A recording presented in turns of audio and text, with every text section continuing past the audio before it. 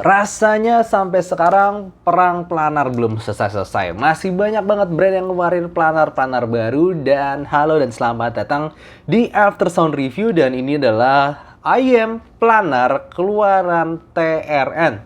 Sebelumnya thank you dulu untuk GBX Audio yang udah mengirimkan sampel review ini ke gua. Dan kalau misalnya kalian tertarik dengan barang ini, kalian bisa check out untuk deskripsi di link di bawah ini untuk membelinya. Dan TRN Kirin ini adalah planar dari TRN dengan harga sekitar 1,9 sampai 2 jutaan di marketplace Indonesia. Dan yes, dia menggunakan single planar driver. Cuman uniknya kita bisa main beberapa tuningan di IM ini untuk harga 2 juta dan planar rasanya ini yang pertama. Sedikit trivia, Kirin atau dalam bahasa Mandarin Qilin itu adalah suatu makhluk mitologi, terutama dari mitologi China, tapi biasa mempengaruhi mitologi Jepang dan juga Korea. Kalau misal kalian tahu Naruto, di situ ada jurusnya Sasuke ya, itu Chidori Kirin, itu salah satunya dari Qilin atau dari Kirin ini. Bentuknya biasanya diasosiasikan dengan naga, kuda, dan juga jerapah. Bentuknya seperti ini ya.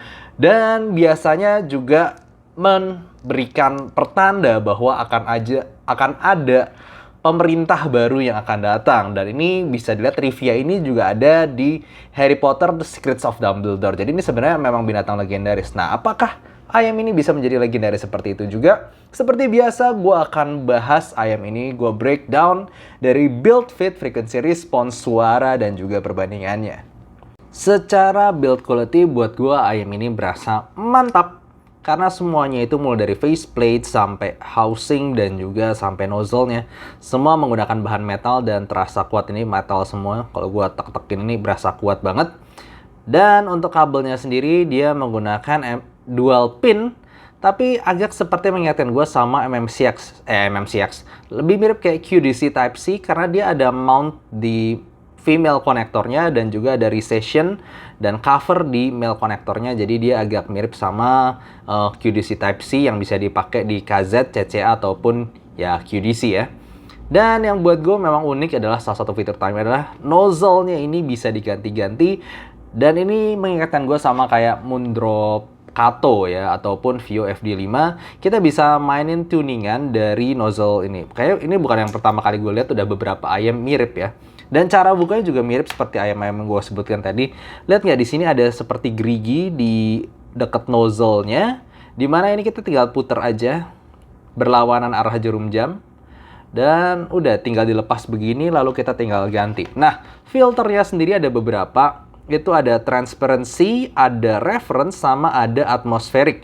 Nah, perbedaan yang unik adalah bukan dari dampingnya, bukan dari filter di dalam bawahnya. Ini filternya sebenarnya sama aja. Jadi kalian tidak menemukan busa ataupun bahan apa-apa di dalam filternya. Lihat, bahkan kelihatannya sama persis ya. Yang membedakan justru adalah panjang dari filternya tersebut, panjang dari nozzle-nozzle-nya ini. Dan yes, ini memberikan suara yang berbeda, cukup unik. Kayak ini tuningan pertama yang gue lihat cuman mainin panjang doang. Gue agak lupa apakah yang lain ada yang seperti ini. Biasanya kan ada yang main filter di dalamnya tuh ada dampingan. Atau contohnya kayak di Vio FD5 itu lebih memainkan besar kecil, bukan cuma panjang doang. Ini panjang doang nih. Tuh lihat, dalamnya juga nggak ada apa-apa. Untuk fittingnya sendiri gue nggak ada masalah sama sekali. Karena ayam ini berasa cukup nyaman di gue walaupun kelihatannya agak lebar. Tapi fittingnya sangat mantap, gue nggak ketemuin sudut tajam atau apapun yang aneh-aneh. Dan gue bisa pakai ini secara berjam-jam dan juga gue bisa bawa jalan ataupun sedikit jogging. Oke, sekarang kita bahas suara dari ayam ini yang buat gue ini cukup berbeda daripada ayam-ayam planar lainnya. Tapi agak mirip sama satu ayam planar yang pernah gue bahas sebelumnya. Oke, kalau dari frequency response tonal dari ayam ini gue bisa kategorikan sebagai W shape. W gitu ya bentuknya. Terserah kalian mau pakai transparency filter, reference filter, ataupun atmospheric filter. Secara bentuk frekuensi ya tetap W begini kayak W. Nah bedanya kalau misalnya kalian pakai transparency atau reference, sebenarnya Secara suara nggak terlalu jauh berbeda dan terlihat di frequency response itu mirip banget. Cuman buat gue kenyamanannya agak sedikit berbeda. Kalau di yang si transparency ini somehow gue bisa kayak masukin lebih dalam. Toh dia pakai lebih pendek ya nozzle-nya begini. Dan itu memberikan sensasi suara yang somehow sedikit lebih bright. Sama sedikit banget. Tapi kadang nggak terlalu berasa bedanya. Tapi atmospheric filter itu jelas berbeda buat gue. Dimana suaranya itu somehow bisa lebih tame down, lebih apa ya, lebih kayak lebih diademin mungkin di bagian mid range to treble-nya sehingga tidak semaju di reference ataupun transparency filter. Tapi jujur kalau buat gue sensasinya sedikit kayak dikasih kain gitu ya. Jadi agak sedikit beberapa lagu itu lebih kayak mendem dan kurang lepas. Kalau gue pribadi lebih suka pakai reference filter atau transparency filter. Cuman karena fitting, gue tetap lebih pilih reference filter. Dan kalau kita ngomongin secara emphasize di mana penekanan frekuensinya itu lebih ke sub bass area, kemudian mid range area, dan juga yang unik nih ya, upper treble area. Di mana upper treble area segini banyak, itu jarang di IM-IM lain, jarang ditemukan di tempat-tempat lain. Dan ini sebenarnya mirip tuningannya sama kayak Muse Hi-Fi Power yang gue pernah review waktu dulu. Dimana tuningan seperti ini, kalau kalian suka, mungkin kalian nggak bisa ditemuin di tempat lain. Tapi anyway, gue akan bahas satu-satu dulu. Mulai dari bassnya, IM ini seperti IM planar pada lainnya. Gue simpelnya ngomong ini adalah IM yang all-rounder bassnya. Dia bisa cukup dalam, gebuk, tapi juga cepet. Dan seperti liner IM lainnya, dia agak, apa ya, kalau misalnya dibandingkan dynamic driver, gue masih ngerasa dynamic driver itu masih punya kayak sensasi mantul gitu, kayak dung gitu, kayak bouncy, lebih kayak apa ya, mantul lah ya. Sementara di planar driver nggak terlalu berasa. Cuman kalau kita ngomong gebukannya, dalamnya, cepetnya itu jelas high quality. Mirip lah seperti planar driver yang gue pernah dengar lainnya. Nggak terlalu menonjol dibandingkan lainnya, tapi memang bagus kalau misalnya dibandingkan dengan driver-driver lain seharga 1,9 juta ini. Nah, tapi yang buat gue pribadi, gue ngerasa ini adalah bagian yang cukup niche, dimana kalau orang bisa suka, suka banget. Kalau nggak suka, ya nggak suka banget. Itu bagian dari tuning mid-range to treble areanya, di mana ini diwarnai sama frekuensi upper treble yang naik banget tadi. Jadi bisa lihat di frequency response, ada penekanan tinggi, treble-nya itu tinggi banget, tapi bukan di area lower atau mid treble, tapi malah di upper treble sekitar 12-13 kHz, di mana frekuensi tersebut itu adalah sebenarnya air frekuensi di tempat-tempat lain. Itu menghasilkan sensasi yang cukup berbeda dibandingkan ayam lain, terutama kalau misalnya kalian dengerin kata S ataupun denger simbol. Buat gua ini kayak memberikan apa ya, dan ini mempengaruhi mid range-nya. Jadi vokalnya sendiri memang bukanlah vokal yang tebel-tebel banget. Buat gua agak masih mengarah ke upper mid range. Vokal cowok sedikit kurang tebel, nggak tebel-tebel banget. Vokal cewek yang lebih maju. Tapi di sini karena treble, upper treble tadi itu mewarnai juga vokal dari IM ini, sehingga kerasa airy banget. Lu dengerin sensasi vokal shh gitu ya, atau atau apa yang ada nadanya gitu, itu bisa kerasa penekanan airiness-nya tuh kerasa banget, sampai buat gue pribadi kurang natural. Kayak lu denger S, itu bukan penekanan S-nya, tapi kayak shh atasnya itu yang lebih kedengeran. Dan juga itu terjadi di bagian treble. Treble-nya sendiri sekali lagi bukan di upper treble, bukan di lower treble, tapi di upper treble. Jadi yang terjadi suaranya adalah kalau misalnya lu dengerin simbol aja paling gampang, itu kalian bukan denger kebanyakan di bagian attack-nya, bukan di thrust gitu. Itu nggak sakit dari treble-nya itu. Tapi malah setelah thrust-nya itu, malah bagian itu yang malah diangkat di ayam ini. Dimana sensasi ini sekali lagi, ini gue jarang ditemuin di tempat lain. Kalaupun ada yang mengingatkan gue sama treble seperti ini, yaitu Tin P2 ataupun Muse Hi-Fi Power. Dua-duanya ada sensasi treble-nya itu. Buat gue sensasinya agak kayak sizzling ya, agak kayak lu goreng sesuatu lalu ada. Nah, itu gue pribadi dengerin simbol ataupun dengerin vokal suara manusia, itu ada bumbu rasa begitunya. Dimana kalau gue pribadi jelas kurang suka. Tapi nggak bohong, walaupun buat gue itu suaranya jadi nggak natural, jadi a bit too much ya, malah di upper treble-nya cukup aneh. Tapi kalau misalnya kita ngomong suara detail, ya lu dapetin itu, lu dapetin detail yang detail banget. Simbal tersnya itu bakal kerasa banget, nada-nada tinggi itu bakal berasa banget.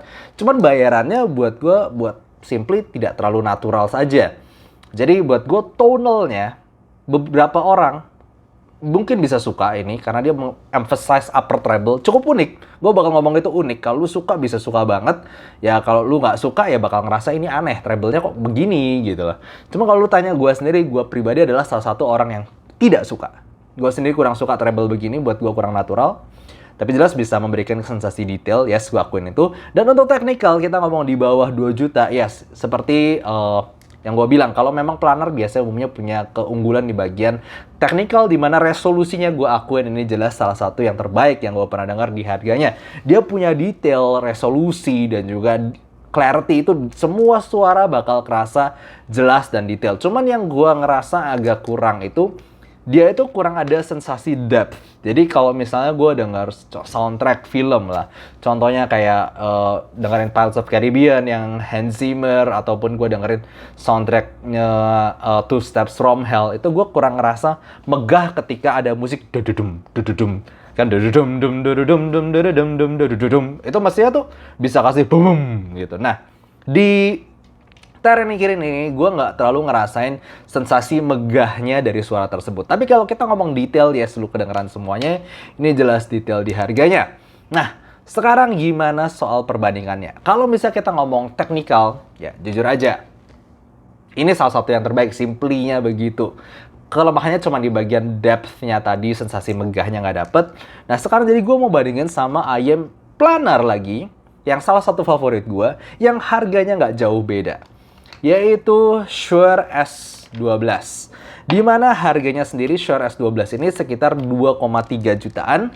Ini sekitar 1,9 sampai 2 jutaan. Jadi bedanya mungkin sekitar 300-400 ribuan, di mana buat gue itu sendiri udah nggak terlalu banyak. Nah, ini uniknya kalau misalnya kita lihat secara frequency response, dua-duanya punya elevasi bass yang serupa, tapi gue ngerasa sensasi lebih dapat mantul, lebih banyak dapat tekstur bass itu ada di Shure S12, sementara TRN-Kirin ini berasa lebih cepat, tapi lacking texture.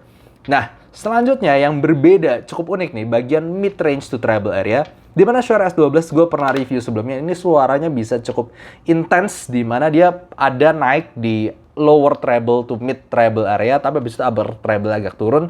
Jadi yang terjadi adalah lu dengerin simbal itu bisa berasa agak maju, ataupun dengar vokal cewek itu jelas berasa majunya. Tapi buat gue ini nggak sampai di titik gue dengerin banyak sibilance. Ini masih IEM yang buat gue bukannya sibilance, tapi lebih kayak nyerang, lebih maju gitu dibanding treble. Kalau gue pribadi, gue suka karena gue suka banyak lagu yang banyak mainin treble, terutama orkestra dan juga lagu klasik gitu ya. Cuman kalau buat vokal, jujur aja buat gue agak ketipisan. Nah, yang unik di sini, ini vokalnya sedikit lebih tebel sebenarnya di bagian cowok, terutama gue denger. Cuman masalahnya ketika ada pengucapan kata S, ataupun gue dengerin simbal. Sekali lagi, simbalnya kadang bisa lebih intens, lebih cerus gitu, lebih kayak dimajuin ke muka lu, cerot gitu ya. Itu lebih berasa di Shure S12.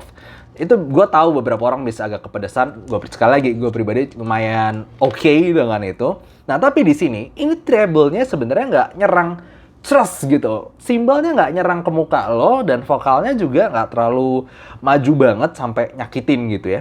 Tapi ini lebih penekanan di upper treble area. Jadi lucu ya. Ketika kita lihat 5-6 kHz, di mana itu adalah area lower treble, si Shure S12 ini lumayan naik, jadi memang simbalnya kedengeran.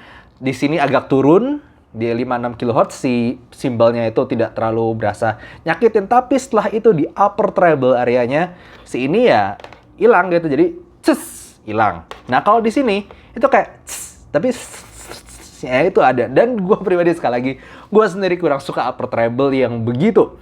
Jadi overall gue tetap, walaupun dengan suara yang lebih intens dan mungkin lebih nyerang untuk beberapa orang, kalau lu tanya gue tetap lebih suka Shure S12 ini.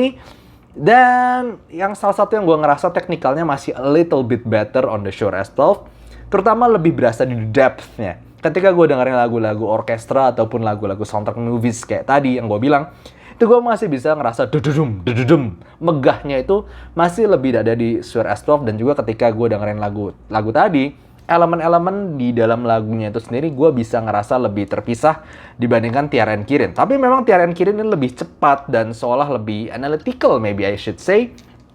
Karena dia lebih, in a sense, dia lebih kayak menyajikan semua frekuensi, tapi dengan cara yang kurang natural, simply buat gue. Jadi overall gitu aja. Sayangnya kalau buat gue tonalnya kurang natural. Jadi gue sendiri, berhubung gue adalah seorang yang suka suara timbre yang natural, gue sendiri pemain band gitu ya. Di sini gue harus kasih tonalnya segini. Tapi yes, I will say that technicalnya definitely bagus. Dan ini adalah skor rank gue untuk IM ini. Dan tentunya rank ini bisa berubah tergantung dengan perubahan benchmark ataupun perubahan teknologi ke depannya. Dan seperti biasa, kalau kalian penasaran dengan rank list gue, bisa dilihat juga di description di bawah. Jadi gitu aja, thank you udah nonton dan semoga kalian suka. Dan kalau kalian suka jangan lupa kasih like dan subscribe. Dan see you next time, bye-bye.